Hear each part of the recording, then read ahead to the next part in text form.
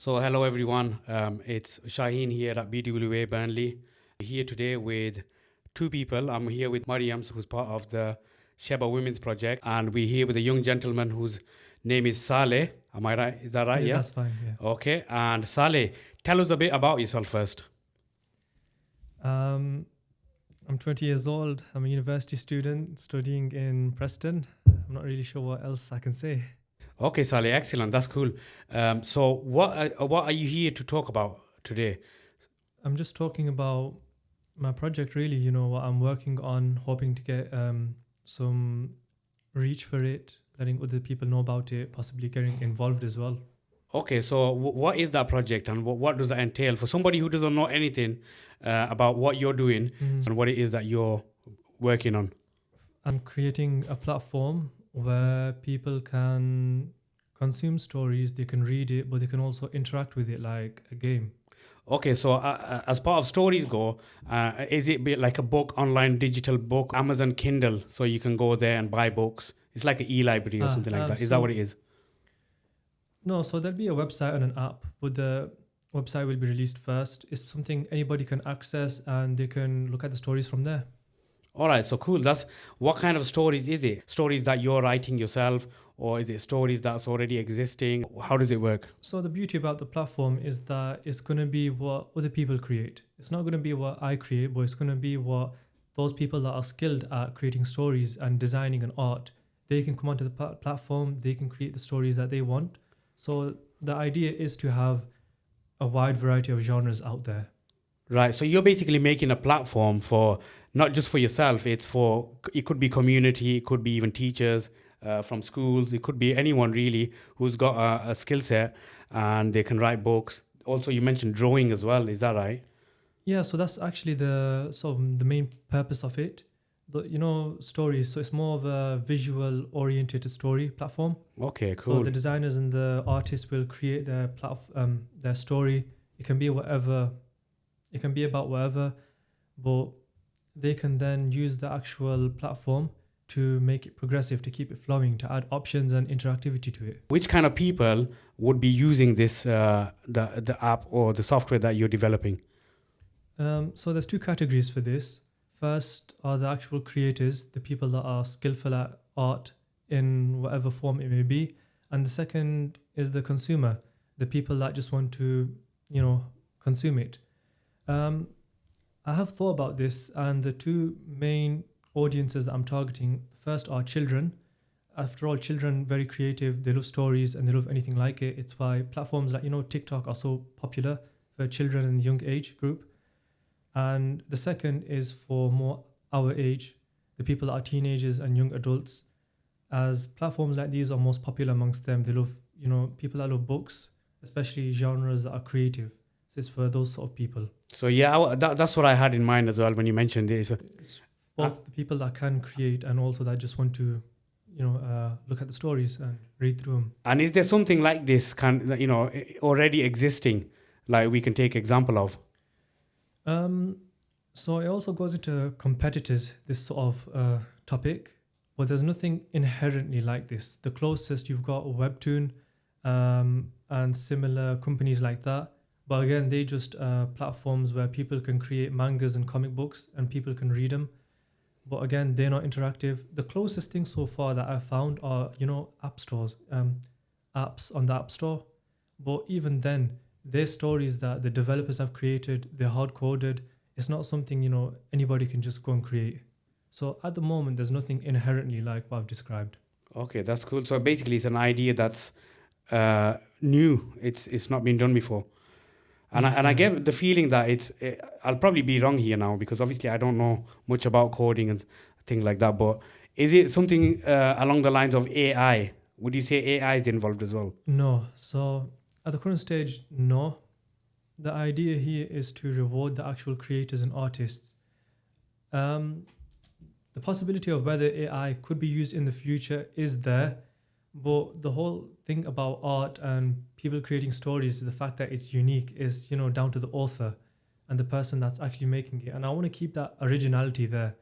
So at the current moment, AI isn't going to be used. So far, it's targeting those people that have the actual skills to produce. A big audience that I'm targeting are the children and the younger age group. There's a great opportunity there as well to make it an educational platform. That is something I was thinking of working on in the future with the platform to create it. But I do think there's a lot of potential there as well, working on the educational front. Okay, no, so now that we mentioned all of this about your actual app, so tell us a bit about yourself. If the story begins in primary school, start there. If it begins in high school, let's start there. So the journey first started in high school. Year 8, 9 onwards is when I first started to learn to program. So your basics, getting into the whole field. It's only after year 11, around college time, that I started to learn the actual skills that professional developers used. And it's only quite recently that I've been refining those skills to actually be able to create this project that I'm working on. As when you're trying to create a full system, you need to know a lot of things and you need to be able to work on a lot of different areas. So the past year or two have probably been the most progressive for me in terms of skills. So you basically taught yourself, or have you had some sort of training or any sort of person teaching you to do this? No, so with the whole programming stuff, it's all self-taught. Just buying a few courses online, going through them, trying to create your own stuff, making a few projects here and there. That's how I've gotten to this stage so far. With regards to the stuff that you do, the coding and stuff, it's just mind-boggling, and it takes time. As far as I know, it's all these little digits and numbers and brackets and all sorts. So, how do you find time to do all of this stuff? It's a good question. I'm quite busy, to say the least. I do spend a lot of time learning. The sort of mindset that I'm in is I don't like to waste time. I like to learn, learning new skills, etc. Something that makes me more valuable, so to say. The learning part is tedious because it's just, sitting, watching a video, sitting down, making the time for it. But it's something that has to be done. Yeah, because with my stuff, what I do as well, videography, photography, it's a lot of it is just learning. And then it's not just, reading off a screen. You've got to actually go and physically do whatever it is that you're trying to learn as well. So what's your kind of method of learning? What's your favorite? It'll depend because there's a few different ways of going about it, especially with coding. It's one thing to know the theory. So Webtoons is a platform online where artists and designers can create comics. So, manga, Japanese comics, that sort of thing. They can create it and they can post it online. And then a platform like Webtoons is where people can access those stories and those comics and they can just watch through them and read through them. So, when you say people can create, so how would they create it? Would you need kind of a artistic background, or can I just go on Webtoons now and maybe pick a few random characters that are already there, like a preset, and then make my own cartoon or a story?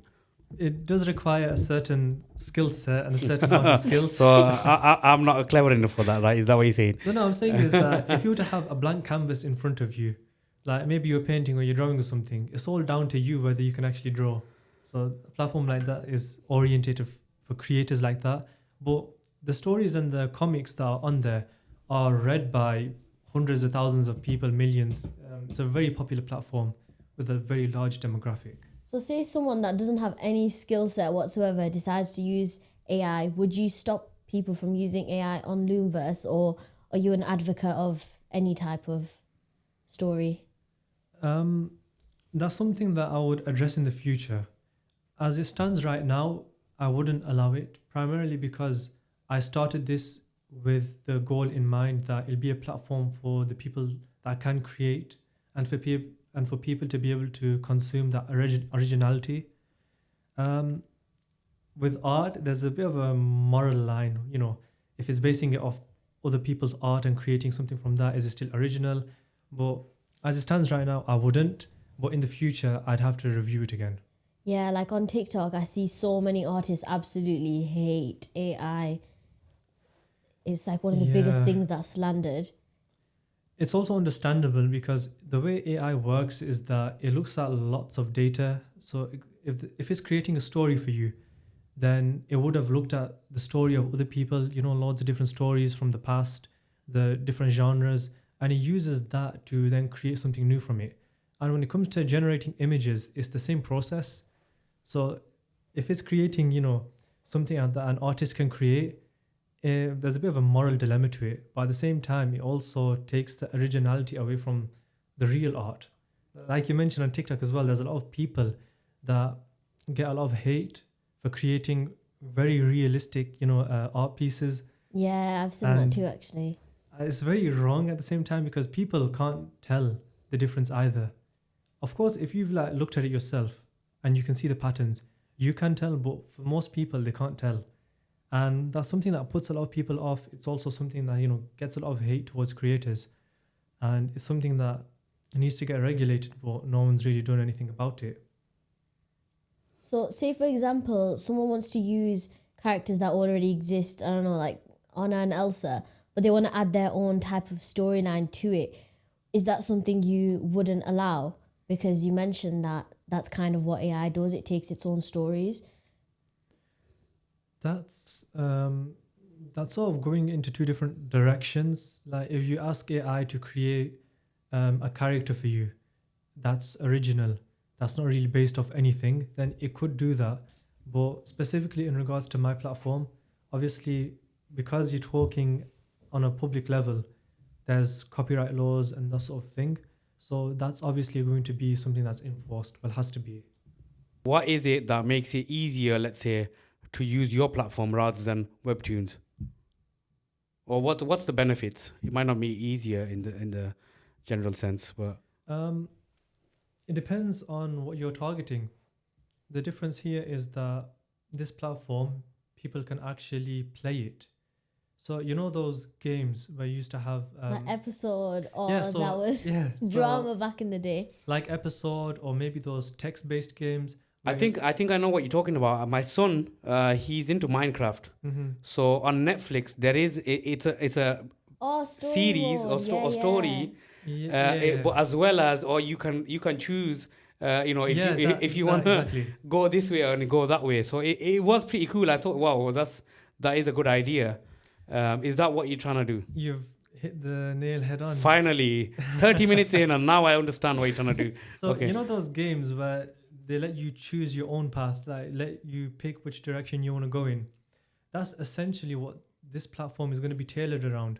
But it's not going to be the company creating the stories, but anybody that can create Okay. can come on and create it. Like So TikTok. you're giving the power of those companies. You're giving that power to anybody, really.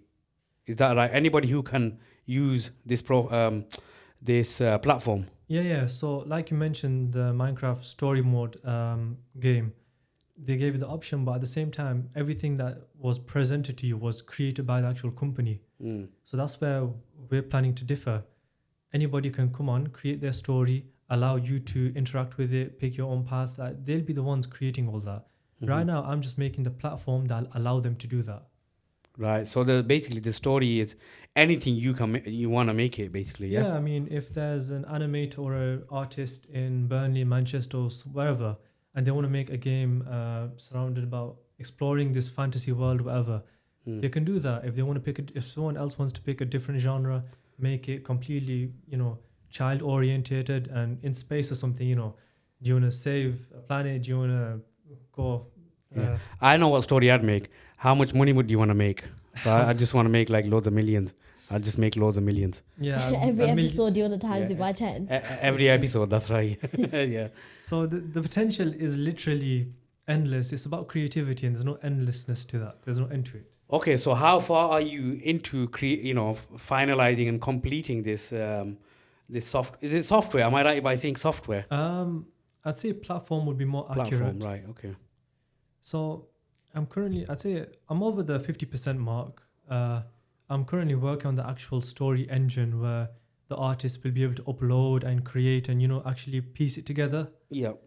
But I am hoping to get it released maybe halfway through the year, maybe slightly more towards the end. in a sort of alpha stage so people can test it. I can make any refinements that need to be. But definitely this year, I can expect to have it launched. So if you complete it and I was to go and find your platform, where would I go? So would I go on the internet and find it? Would I go on like what do you call it, Play Store or something like that? Where would I find this? So far, what is currently being tailored to as a web platform. There will be apps available in the future, for Play Store and App Store. But right now, the first thing that will get released when it does is going to be as a website. So I've already got the domain and everything set up, loomverse.com. However, it's not currently active, but I do have a development log on my portfolio website where I'm logging everything that I'm working on at the moment and any updates and everything. Platforms like Roblox are crazy with children, but also the older people. So basically, it is a bit like Roblox, what you're trying to create, yeah? Yeah, in a way, but it's not as difficult as making an actual game. Right, okay. So I've actually got a cousin. She lives in Birmingham. She probably won't see this. Okay. Maybe I'll let her know. But she's been posting on Webtoons for years. She makes money off it as well. So do you think that there's any possible way an artist could maybe make a profit or even make a living off of your platform? Of course. When it comes to platforms like these, regardless of which sort of area you look at, there needs to be an incentive for the artist as well. So as well as it being like a sort of a portfolio showcase, I do plan on adding in a system where, depending on the amount of people, the views and the interactivity that you get, there would be an income based off of that. Of course, that's a system I'm yet to implement, but it will be developed. It will be implemented. There'll be subscription models in place. And on top of that, I'm currently thinking of which system to use, whether it's for a token-based system to unlock new stories or introducing a premium range. What we're saying, does BWA get a couple of free subscriptions or what's going on? Forget BWA. Remember me when you make it big, yeah? In terms of your education at the moment, I think you did mention it before, but I just want to go into that a little bit more. You said you're doing, is it Japanese? The degree is called Modern Languages, and the two languages I've chosen are Chinese and Japanese. Okay, first question, why? Why? And how do you say why in Chinese? Because I want to say it in Chinese. If I get this wrong, I've got it in French for you. Go on, say why in Chinese, please. 为什么? 为什么 modern languages. I hope I didn't get that wrong on camera. It was actually a sort of a last minute decision. Right now, the CS market is quite oversaturated. A lot of people complaining about it. And I was thinking that if I do join, what will I be doing for the first year? So I just thought about moving over to a new skill set, something that's useful, but that's quite different, which is why I ended up choosing modern languages. I thought maybe you're going to go visit there and live there or something like that. Is that kind of something that you might want to do? Not live there, but maybe take kind of inspiration from them. Is that what it is? Oh, definitely. I do plan on going there. I am going there this year as well. But of course, places like China, it's a big hub of technology, lots of innovations. Even Japan, there's areas where they're specializing in that. It's crazy. Oh, that thing that's going around right now about walking on them platforms to generate the energy. That's not in even Japan. That recent. I remember seeing that maybe a couple of years ago. Really? It's surfacing if I'm not mistaken, right now. Yeah. But right now what you have in China is, those robots. Yeah, actual robots. The dog like robots humans, and stuff. No, not yeah, dog yeah, ones, yeah. human-sized ones.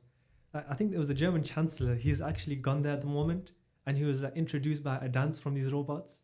It was phenomenal. I saw that they were dancing. Then there's ones that do like athletics. There was a kung fu festival or something like a few weeks ago. We're about to show our Gen Z right now. Have you seen the Kai Cenat with his robot doll Abdul? Oh, I thought that was AI or something. No, it's real. It was on his streams. That's real. I saw that, but I was just thinking, what the hell? Wait, hold on. For those who are not Gen Z, what did you just say? Which language was that, first of all? There's a streamer called Kai Cenat, and he's got a Tesla robot. What that robot? Tesla? A Tesla robot, Okay. yeah. And he basically pushes it around and stuff, and it's really funny to see what. The Chinese ones are a lot more crazier. I think they are entering the civilian market slowly as well. But I saw this video of, there was about a few of them. There were some, I think, monks or kung fu, practitioners, and they were doing backflips and stuff, and the robots were joining them in this sort of dance routine. It was Yeah, it's crazy where the world come to. When we were young, we had remote control cars. That's about as robotic as you can get it. And like the girls, they used to have, they call digipets. I've heard of them. Cyber pets, sorry. Yeah. Cyber pets. So Tamagotchi. that's the kind of upgraded version. That's the upgrade. The girls had the digipets and we had the remote control cars, so that's all we had. But now it's crazy, the tech, the robotics that's coming out from these parts of the world now. But no, it's really good to hear what you have to say. And then, once you've completed your studies and once you've completed this platform, like what is it that you want to get out of all of this? In regards to Loomverse, my plan is that by the end of my studies, it will be a successful platform. In the country, out of the country. I'm hoping that globally, its reach will be everywhere. It'll have hopefully hundreds of thousands, possibly millions of users. I mean, 3 years is a long time for a company to grow and for a lot of change to happen.